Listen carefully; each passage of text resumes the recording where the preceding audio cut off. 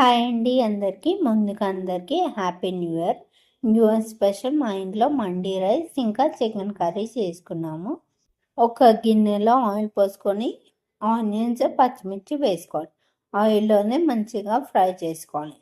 చూడండి, ఇలా golden brown కలర్లోకి వచ్చాక ఒక స్పూన్ అల్లం పేస్ట్, 2 స్పూన్ల సాల్ట్ వేసుకోవాలి.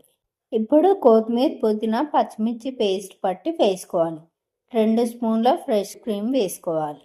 ఇప్పుడు 8 గ్లాసుల వాటర్ పోసుకోవాలి. 1 స్పూన్ గరం మసాలా పౌడర్ వేసుకోవాలి.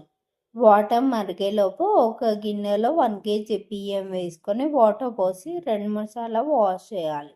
ఇప్పుడు వాటర్ మరుగుతున్నాయి కదా, వాష్ చేసిన బియ్యంని వేసుకోవాలి. రైస్ 90% ఉడికినాక 1 గ్లాస్ మిల్క్ పోసుకోవాలి.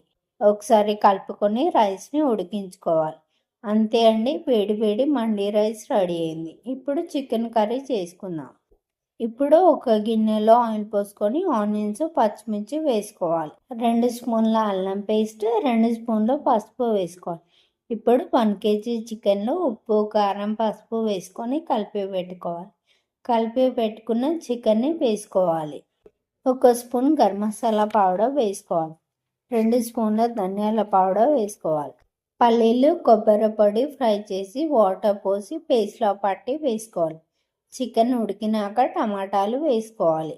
లాస్ట్లో ఒక పిడికెడు కొత్తిమీర, పుదీనా వేసుకోవాలి.